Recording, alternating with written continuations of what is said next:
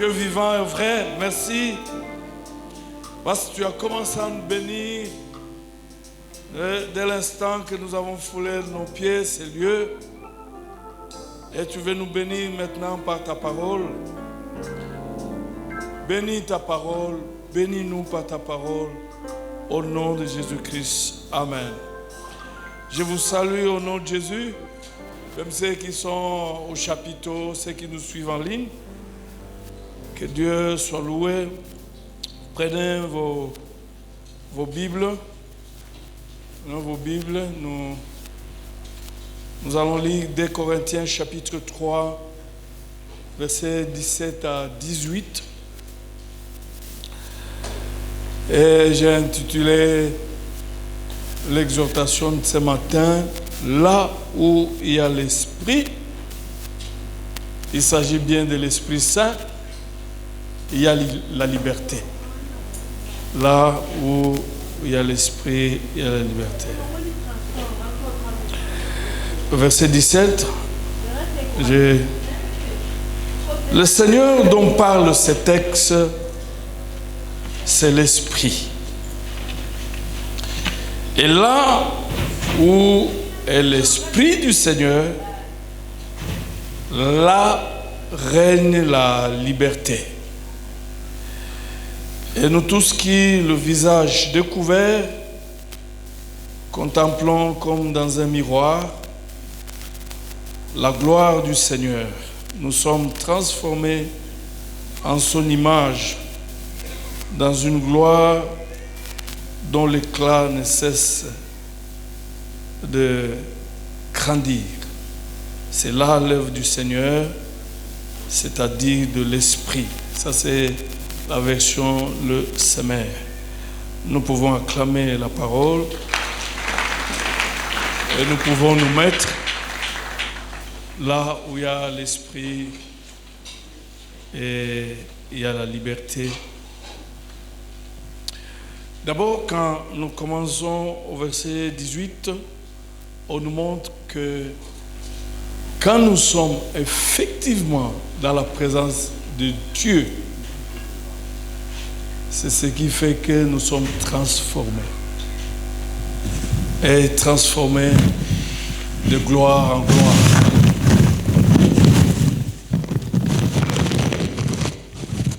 Quand nous avons cru au Seigneur, cela ne suffit pas. Nous passons dans un processus de transformation jusqu'à ce que nous serons semblables à l'image du Christ. Et ce travail de transformation passe par la libération du Saint-Esprit. Le Saint-Esprit travaille dans notre vie pour que nous soyons détachés des chaînes, des liens, et jusqu'à jouir d'une meilleure liberté. Être un enfant de Dieu signifie on est libre. Et quand nous chantons, nous dansons, nous louons le Seigneur pour notre liberté. Que les païens n'ont pas, et tous ceux qui servent le diable.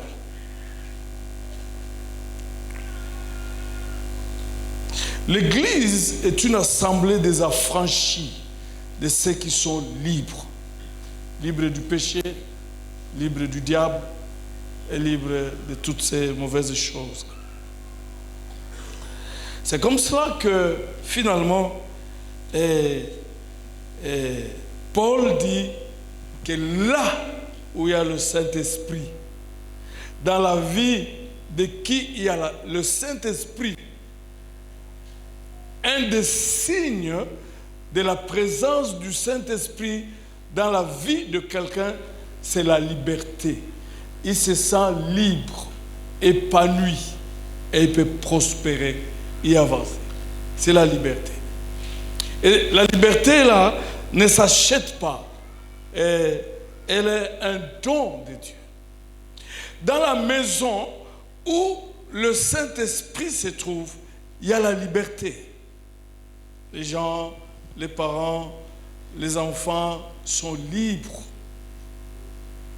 Libres.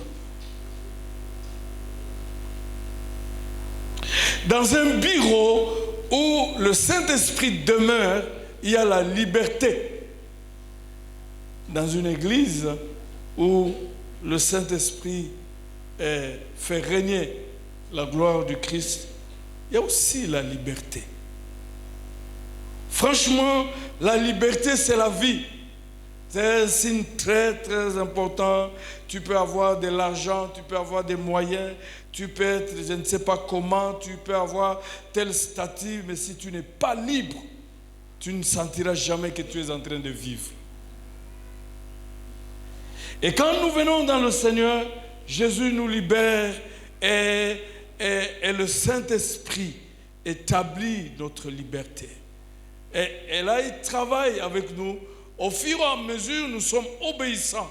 Quand il nous révèle le mal, il nous délivre. C'est comme ça que finalement, les gens pouvaient être libres. Vous devez être libre pour aller prier pour d'autres personnes afin qu'ils soient libres. Vous devez être libre pour aller évangéliser les autres personnes afin qu'ils soient libres. Si vous n'avez jamais expérimenté une liberté pleine, mais comment vous pouvez aller parler de Jésus-Christ à d'autres personnes? Je commencerai d'abord par le Saint-Esprit, là où est l'Esprit, là où il y a la liberté.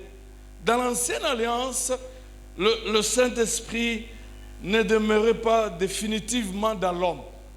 Il venait pour une mission et quand la mission est accomplie, il rentrait.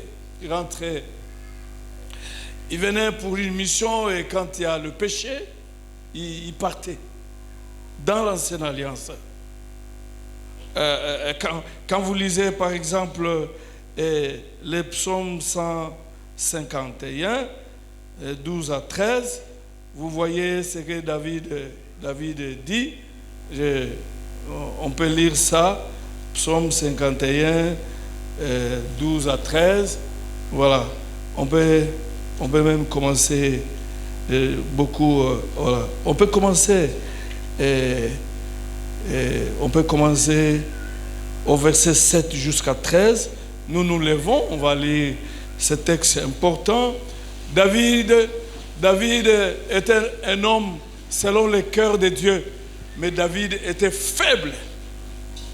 Il avait le lien de l'adultère. Il était faible sur le plan affectif. Très faible. Et là, l'histoire, c'est que après avoir commis le forfait avec Bathsheba et après avoir tué son mari, et finalement, le prophète est venu lui dire ce qu'il a fait. Et il a composé ces psaumes. C'est là où la Bible parle de lui, d'un homme selon le cœur de Dieu. Alors, on commence au verset 7. Nous allons lire tous ensemble. Voici, je suis né dans l'iniquité et ma mère m'a conçu dans le péché. Mais tu veux que la vérité soit au fond du cœur. Fais donc pénétrer la sagesse au-dedans de moi. Purifie-moi avec l'hysope et je serai pur. Lave-moi et je serai plus blanc que la neige. Annonce-moi l'allégresse et la joie, et les eaux que tu as brisées se réjouiront.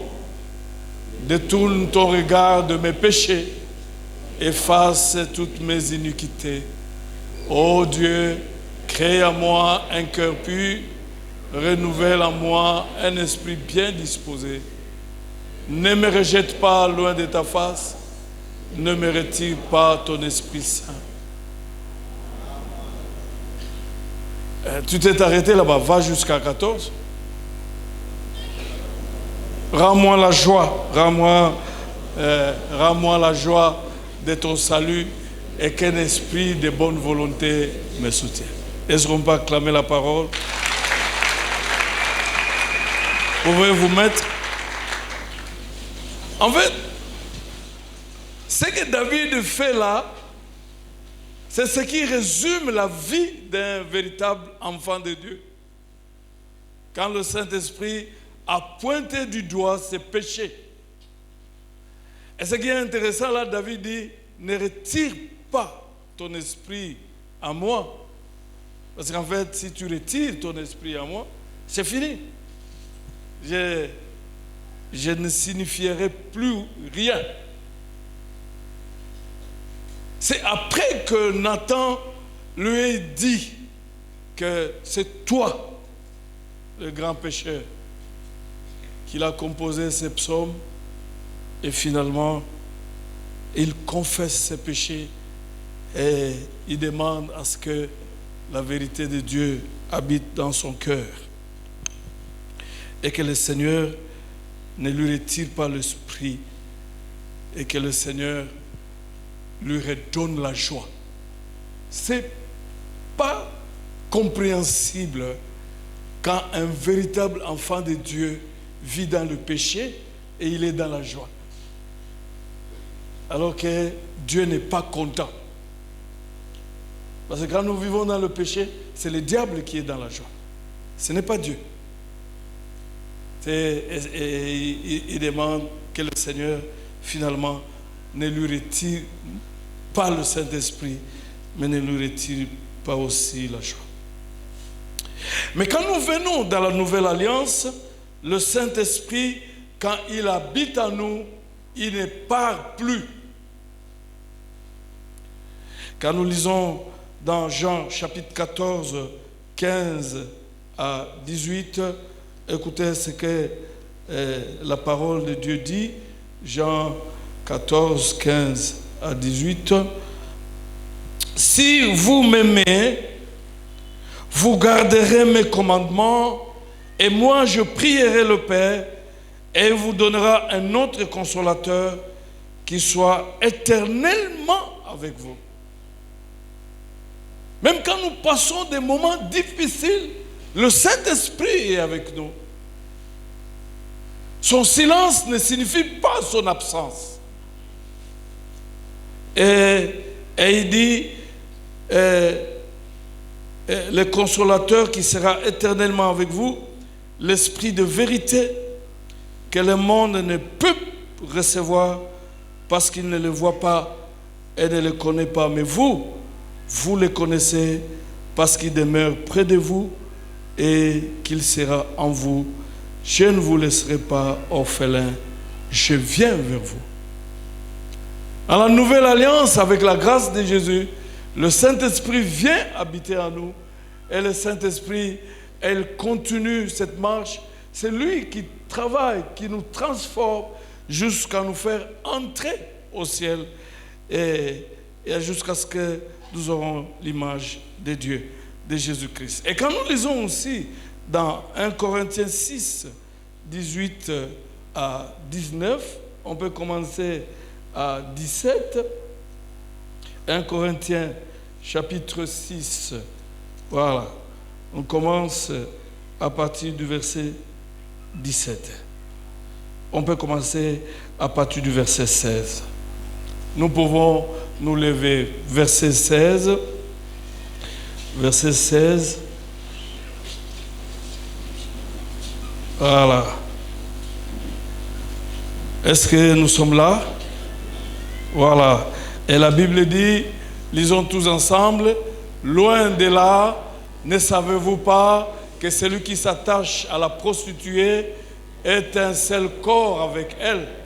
Car, est-il dit, les deux deviendront une seule chair. Mais celui qui s'attache au Seigneur est avec lui un seul esprit.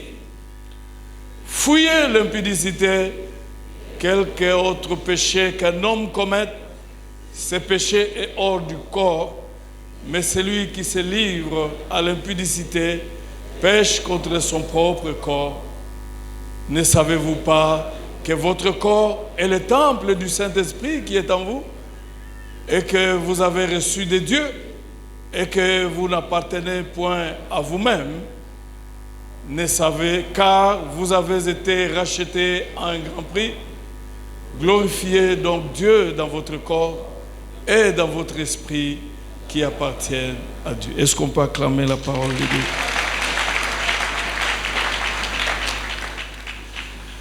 Quand nous lisons ce deuxième texte, la Bible, elle est claire. Il dit, nous sommes le temple du Saint-Esprit. Le Saint-Esprit habite en nous. Et nous avons été rachetés à un grand prix. Et nous devons glorifier Dieu et dans notre corps et dans notre esprit. Mais voyez-vous comment il commence. La Bible dit ceci, que celui qui s'attache à une prostituée, qu'il soit marié, qu'il soit non marié, il devienne une seule chair avec la prostituée ou le prostitué. Mais celui qui s'attache à Christ, il devient le même esprit. Et après, Paul dit, alors, si c'est ça, fouillez donc l'impudicité, parce que celui qui vit dans l'impudicité pêche contre son propre corps. Tous les autres péchés, c'est en dehors du corps, mais celui qui vit dans l'impudicité, celui qui vit dans l'adultère, il pêche contre son propre corps. Mais vous, vous appartenez au Seigneur le temps. Donc, le Saint-Esprit aussi est là. Combien de jeunes gens aujourd'hui ont des problèmes dans leur mariage parce qu'effectivement, à cause de cette vie de désordre, ils se sont attachés à une prostituée, à un prostitué, en esprit. Et même si on s'est séparés, mais cet esprit-là est toujours là, qui crée des problèmes. On est marié, mais on a des problèmes dans le mariage, on ne s'entend pas, qui crée des problèmes. On a tel fiancé et puis il s'en va. On commence et les choses ne marchent pas. Simplement à cause de ces esprits-là. Parce que vous ne savez pas, les hommes, les femmes avec qui vous êtes sortis, quel était leur état d'âme. Et vous êtes passé et puis c'est passé, mais l'esprit est resté.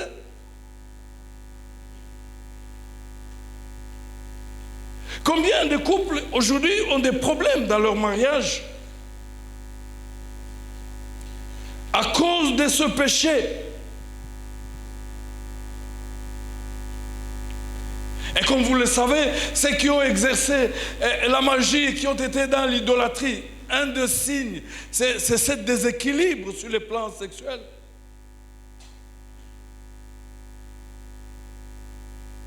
J'ai suivi le témoignage de quelqu'un qui a été dans l'occultisme et puis le diable lui avait donné des conditions. Chaque jour, il devait être avec sa femme. Alors, pour éviter ça, il devait créer des missions de service. Et quand il crée des missions de service, il doit dire qu'on lui réserve une femme. Parce que le jour où il ne le fait pas, il meurt. Jusqu'au jour où il a rencontré Jésus, il a été libéré de tous ces démons, ces péchés.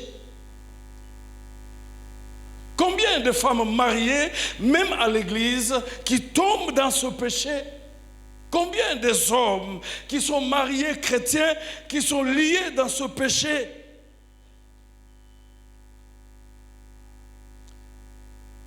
Et en conséquence, il y a des problèmes. Des problèmes. Mais puisque le Saint-Esprit ne quitte pas notre corps, qu'est-ce qui se passe? Il peut être attristé. Il peut être blasphémé, il peut être outragé et il ne travaille plus. Et quand le Saint-Esprit ne travaille plus en vous, finalement, c'est fini. Il ne travaille plus. Vous ne pouvez pas prier. Vous n'avez même plus la soif de lire la parole de Dieu parce que vous êtes dans le péché, mais le Saint-Esprit est là et il ne fait rien. Comme je l'ai dit autrefois, c'est très dangereux quand vous êtes un enfant de Dieu et vous péchez et votre conscience est calme. Là, vous êtes mort. Parce que la Bible dit, quand il viendra, il nous convaincra de quoi? Du péché. Quand le Saint-Esprit cesse de te convaincre du péché, parce qu'il en a fait à plusieurs reprises, et tu as été incrédule, là, ça devient un problème.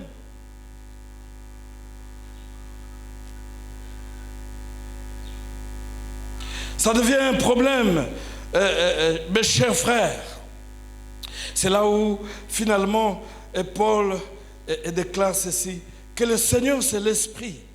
Et il atteste clairement que le Seigneur est Dieu. Et le Saint-Esprit est Dieu. Lisez dans Actes chapitre 5, versets 3 et 4, l'histoire d'Ananias et de Saphira. Ils sont morts à cause du mensonge. Est-ce que dans cette salle ce matin, il n'y a pas de menteurs ici? Mais un jour, ton mensonge va coïncider avec le jugement de Dieu.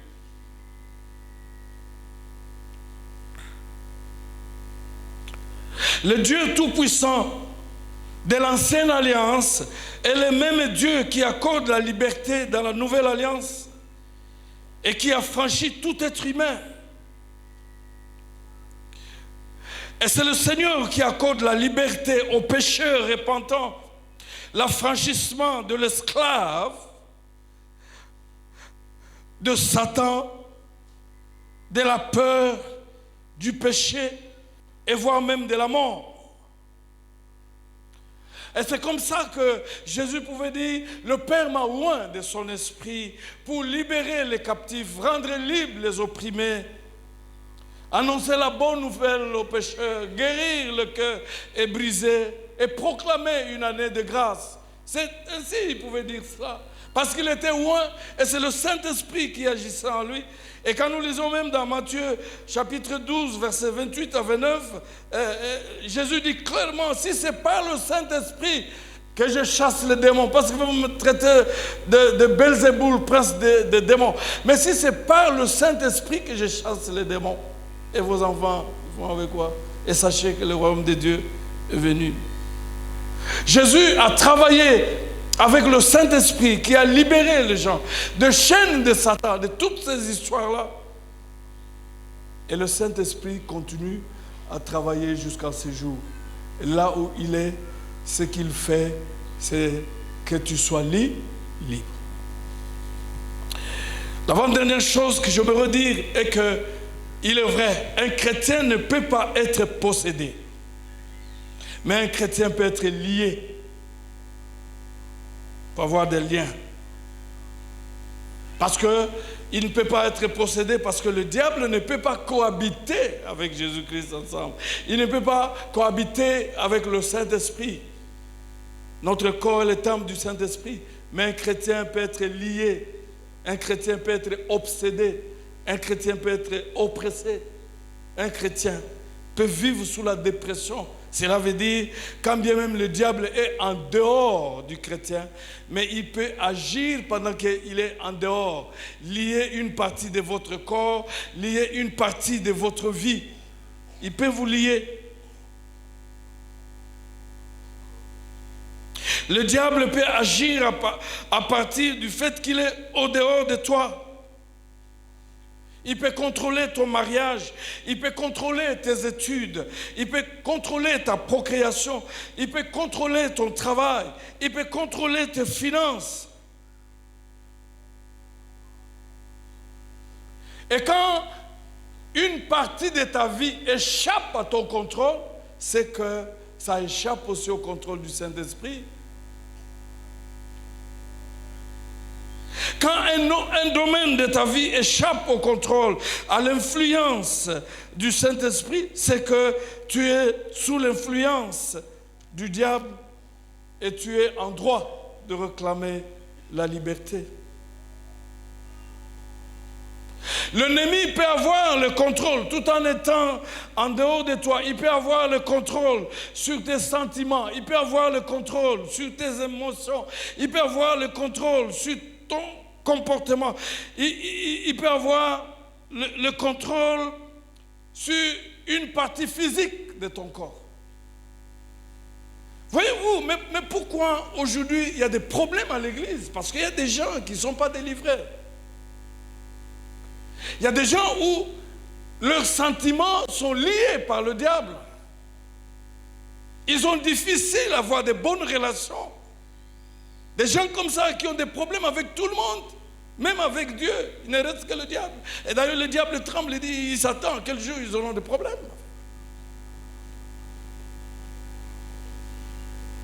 Il y a des gens qui n'ont pas de bonnes relations. Voyez-vous, Surtout dans cette paroisse, cette église comme la nôtre, vous savez que l'église c'est une des meilleures familles. Et les relations que nous avons, et si réellement vous êtes un vrai enfant de Dieu, ça va aller jusqu'au ciel. Mais vous ne vous entendez pas il y a plusieurs années. Qu'est-ce que la Bible dit? Que si tu veux donner ton offrande, tu te rends compte qu'il y a quelqu'un. Il y a quelqu'un qui a quelque chose contre toi. Tu fais quoi? Tu laisses ton offrande. Tu vas te réconcilier avec la personne. La Bible ne dit pas seulement que toi, mais quelqu'un d'autre. Mais ça fait combien d'années que tu as des problèmes? Les problèmes, ce sont tes relations.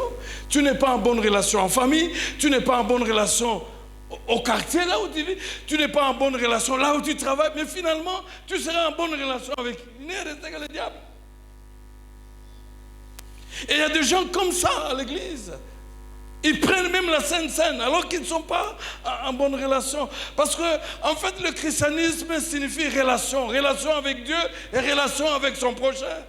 Tu ne peux pas prétendre avoir de bonnes relations avec Dieu alors que tu n'es pas en bonne relation avec ton prochain. Et ça fait des années et tu pries. Et tu participes même aussi à la Sainte Seine. Voyez d'autres sources de la malédiction. Tu peux avoir des émotions liées, un comportement lié et dominé par le diable. Et d'ailleurs, quand nous lisons dans Matthieu 5, versets 27 à 32, la Bible dit, si l'œil est une occasion de chute pour toi, qu'est-ce qu'il faut faire? C'est-à-dire amener ça à Jésus-Christ. Vous savez que nous tombons plus par le péché des yeux. Il dit que si c'est le bras, coupez ça. Cela veut dire que physiquement tu coupes le bras? Non. Il faut amener cette faiblesse. Il faut amener cette faiblesse, bien-aimés dans le Seigneur. Combien dans l'église, nous voyons des frères, des sœurs vivre dans le commérage, colportage, mensonge. Parce qu'il est lié par le mensonge. Et il n'arrive pas à se contrôler. Il se retrouve seulement en train de mentir. Et il y a une confession à répétition. Il souffre. La bonne volonté est là. Le pouvoir n'est pas là. Mais la Bible dit que Jésus est venu pour cela et que le Saint-Esprit est là pour te rendre libre. Il ne te condamne pas. Combien des enfants de Dieu sont liés dans toutes ces mauvaises histoires, comme je l'ai dit au premier culte. Vous savez, quand vous êtes liés par l'impudicité, même si vous êtes mariés, le péché là va vous suivre tant qu'on ne vous a pas délivré. Vous n'avez pas trouvé des mariés qui sont des polygames? Et d'autres, ils sont dans des histoires inutiles. Quand nous, on s'était convertis, c'était difficile de voir des femmes qui sont mariées et puis devenir adultères, faire n'importe quoi au bureau là où ils travaillent. Mais aujourd'hui, c'est devenu courant. La plupart des femmes que vous voyez là dans la ville, ils font de n'importe quoi. On pouvait comprendre les hommes. Mais ça, c'est les hommes qui pouvaient le comprendre. Dieu ne le comprendra jamais. Parce que le péché reste le péché. Mais les hommes, mais les femmes, et les célibataires, et les mariés, le péché d'adultère a atteint le point culminant. Et ça a plusieurs formes.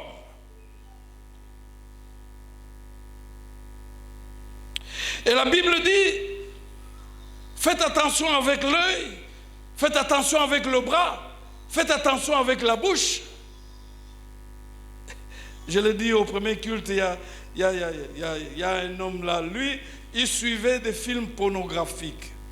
Il quitte la chambre, il va dans une autre pièce, il est en train de suivre le film, mais ici, il met la radio sans malam, en train de chanter, et lui suit le film. Mais la femme n'arrive pas à comprendre. Parce qu'à chaque heure, il doit aller là-bas, dans son culte. Et puis, un jour, la femme aussi a eu présence de l'esprit. Alors, il est sorti, le monsieur est sorti, vraiment, film pornographie. Et puis, sans malam, elle aussi est sortie. est allé. Monsieur était concentré par la prière de Saint-Malam ou bien par le film pornographique. Et puis après 10-15 minutes, il l'a touché comme ça. Il dit, mais qu'est-ce qu'il y a ici? Il dit, mais c'est que tu suis ici. Tu me laisses en chambre, tu viens suivre les choses ici. Ça signifie quoi? Est-ce qu'il y a quelqu'un qui me comprend? Est-ce que les mariés me comprennent? Vous laissez vos femmes, vous suivez des films pornographiques au bureau, à l'internet. Mais c'est le péché. Et donc, si tu n'es pas délivré du mensonge, de tous ces péchés, toute ta vie, ces choses vont t'accompagner. Mais Jésus est venu pour briser ces choses. C'est là où la Bible dit que là où il y a le Saint-Esprit, il y a la liberté. Quand tu te rends compte qu'il y a quelque chose qui ne marche pas, déclare que je sais que le Saint-Esprit habite en moi et j'ai droit à la liberté. Je ne cherche pas la liberté, mais la liberté est liée à la présence du Saint-Esprit dans ma vie et réclame la liberté. Et quand le Saint-Esprit est là, son travail, c'est de nous rendre libres du péché, libres de l'adultère, libres du mensonge, libres du vol, libres. J'ai suivi même quelqu'un qui a été licencié parce qu'il a volé 4 papiers duplicataires. Le diable peut t'embrouiller, te mettre n'importe où. On ne s'entend jamais avec le diable. Si tu es fidèle à des petites choses, tu le seras aussi à des grandes choses. Levez-vous, nous voulons prier Dieu. Là où il y a le Saint-Esprit, il y a la liberté. La liberté, c'est ton droit. C'est question de revoir ta vie, chers frères, chères sœurs. Est-ce que tu es libre? Quel est le domaine de ta vie qui échappe à ton contrôle et tu ne maîtrises rien? Nous savons que tu es ancien, nous savons que tu es prédicateur, nous savons que tu as des responsabilités à l'église, nous savons que tu as fait longtemps, mais est-ce que tu es libre? Quel est le domaine de ta vie qui reste jusqu'à ce jour sous l'influence du diable? Est-ce le mensonge? Est-ce le vol? Est-ce la colère? Mais c'est quoi au juste? Le Saint-Esprit est capable de briser ces liens afin que tu sois libre et tu te sentiras en train de t'épanouir et de vivre réellement la vie des enfants de Dieu.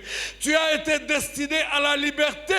La liberté, c'est ton droit, la liberté. Et quelqu'un a tout payé pour que tu sois libre. Maintenant, il ne te reste que d'être libre, de réclamer la liberté.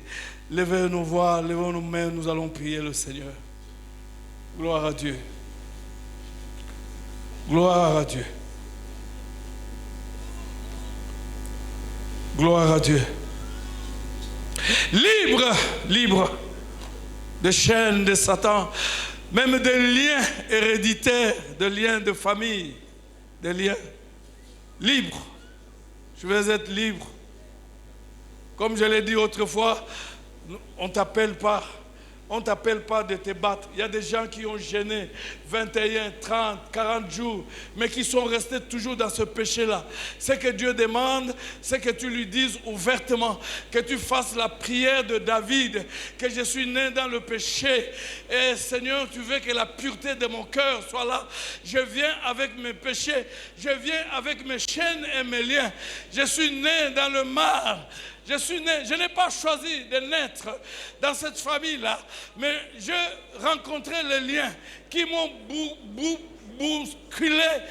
Oh Seigneur, si tu es dans le lien, tu ne peux pas connaître une croissance spirituelle normale. Parce que ces liens vont toujours te tirer vers le bas et vers derrière. Mais la Bible déclare ce matin que si réellement tu es enfant de Dieu, oui, les liens peuvent être là, mais la liberté est un droit parce que le Saint-Esprit est là pour que tu sois libre, libre du péché, libre de l'oppression, libre des maladies, libre de toute influence. Parce que tes décisions sont influencées par le monde des ténèbres. C'est pourquoi tu as toujours pris de mauvaises décisions et des conséquences bizarres ont été suivies. Mais la Bible dit que le Saint-Esprit est là. Et il a une influence positive. Le Saint-Esprit est là. Gloire à Dieu. Gloire à Dieu. Gloire à Dieu. Gloire à Dieu. Tu peux dire après moi, je veux être libre. Oh, je veux être libre. Je veux être libre. Parce qu'un prix a été payé. Un prix a été payé à la croix. Il y a de cela 3000 ans. Je n'étais pas là. Mon Jésus a pensé à moi. Et il a payé un prix pour que je sois libre. Libre de la sorcellerie, libre de la magie, libre du péché, libre d'immoralité. La liberté, c'est mon droit. Il a pensé à moi ce jour-là. Et le Père a agréé ce prix-là. Il a agréé le prix-là de la liberté par le sang de Jésus-Christ. Et le diable a reconnu non seulement sa défaite, mais il a reconnu la valeur de ce prix de la délivrance. Je déclare que je veux la liberté. Parce que là où il y a le Saint-Esprit, il y a la liberté. Et je reconnais que le Saint-Esprit habite en moi. Et je déclare que je suis libre. Et je veux être libre. Et je veux marcher dans la liberté. La liberté, c'est mon droit. C'est ma bénédiction. Je veux être libre. Libre de tout péché. Libre des chaînes de Satan. Libre, libre de mauvais comportements, de mauvaises habitudes, libre des sentiments négatifs, libre des émotions inutiles, des troubles de cœur, libre de la peur, libre de Satan, parce que sur la croix, il m'a libéré, la liberté, la liberté, la liberté, la liberté, la liberté, je proclame la liberté par le Saint-Esprit. Je proclame la liberté, la liberté, la liberté, la liberté par le Saint-Esprit. Libre de toutes les conséquences, des liens avec des démons. Je veux être libre. Je veux vivre libre. Libre dans le nom puissant de Jésus-Christ. Libre, libre, libre, libre sur le plan spirituel, libre dans mon corps.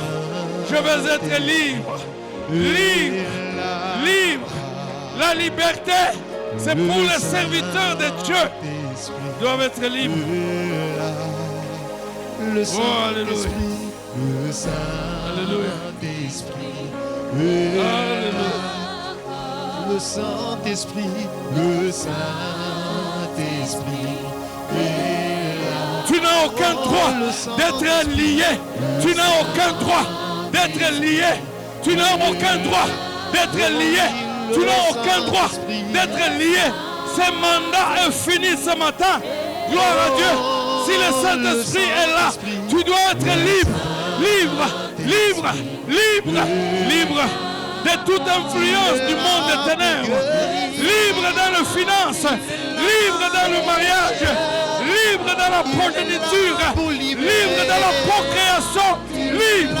Pour libérer, le Saint-Esprit est là. Oh, oui, le Saint-Esprit, le Saint-Esprit est là. La vraie vie, c'est d'être libre. Si tu n'es pas libre, tu ne vis pas. Il est là pour toucher. Il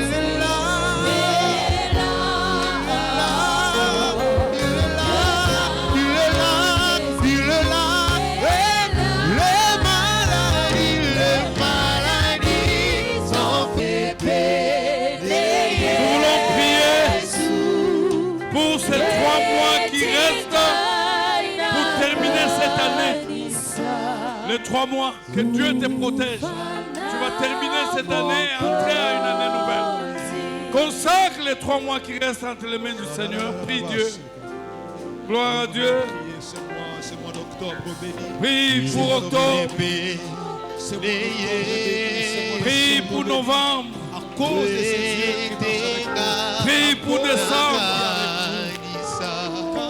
Que Dieu te visite. Prie pour ces 3 mois. Gloire à Dieu. La Bible déclare que tout ce que vous lierez sur la terre sera lié au ciel. Tout ce que vous délierez sur la terre sera délié au ciel. Tu es en train de délier. Tu es en train de lier. Oh non, sur Satan. Aux hommes liés encore. Pendant ces 3 mois. Oh non, tu délies le ciel.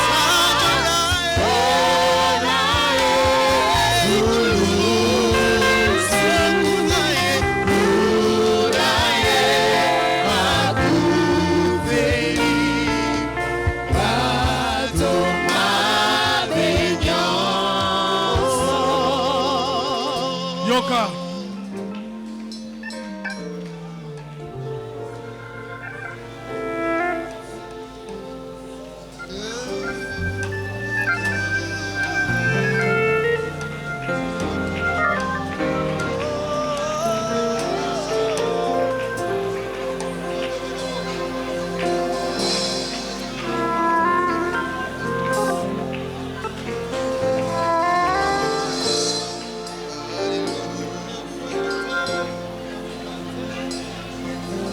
Nous voulons prier pour notre pays. Il n'y aura jamais la guerre dans ce pays.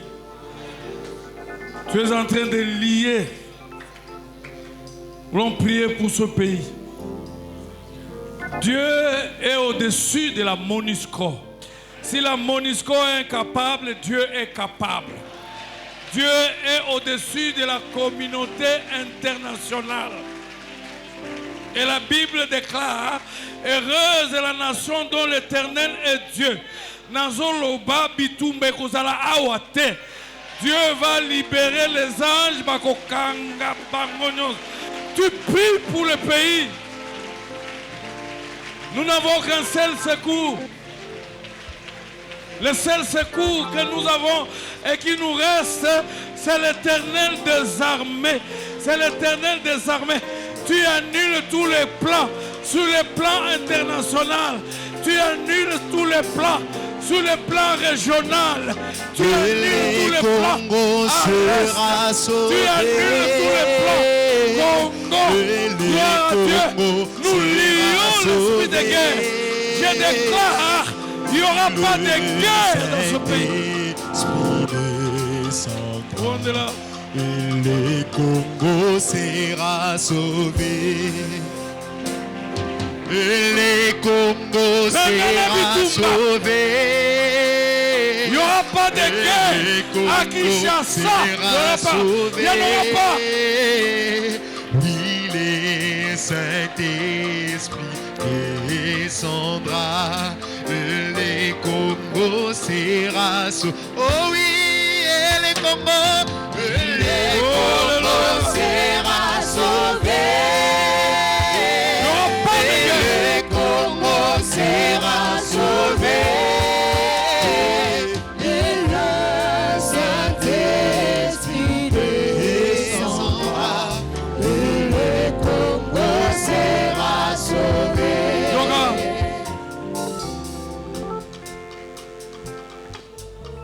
Biso tozaka na Nzambe.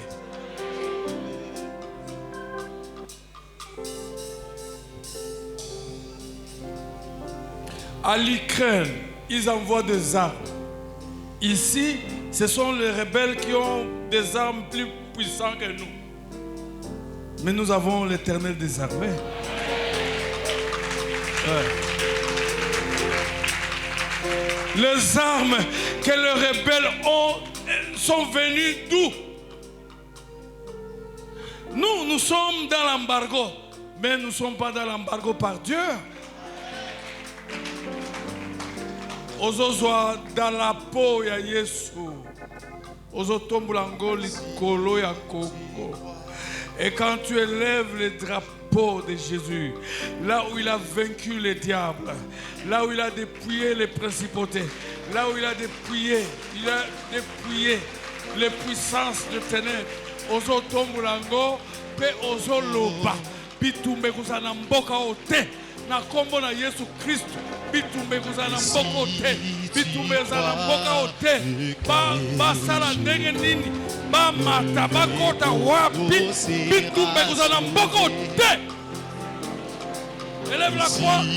Si tu crois que moi là où le Seigneur a vaincu les démons guerriers, les démons guerriers, les démons guerriers. Si tu crois que moi je crois, les Congo sera. La Bible déclare, les uns s'appuient sur leurs chars, les autres sur leurs chevaux, mais nous invoquons le nom de l'Éternel. Nous invoquons le nom de l'Éternel. Et ils s'appuient sur leurs chars, ils s'appuient sur leurs chevaux, mais nous invoquons le nom de l'Éternel. Et ils prieront et ils tomberont. Nous louerons Dieu. Sera sauvé. Et le Congo sera sauvé. Et le Saint-Esprit descendra. Et le Congo sera sauvé.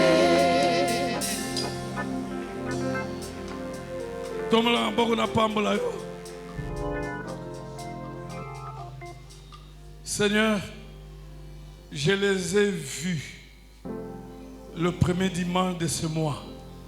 Je veux aussi les voir le dernier dimanche. Que tu les protèges, que tu les bénisses, que tu les prennes en charge, que tu les soignes, que tu pourvoies à tous leurs besoins, qu'ils voient les portes s'ouvrir pour le bien, qu'ils soient bénis, bénis en toutes choses. Toi qui veilles sur eux et sur moi, tu ne dors ni ne sommeilles. Tu ne permettras pas que leurs pieds chancellent. C'est pourquoi je les cache sous ta main et dans le sang de Jésus-Christ. Qu'ils soient libres, qu'ils soient en paix, qu'ils soient prospères. Au nom puissant de Jésus-Christ. Amen. Bon dimanche.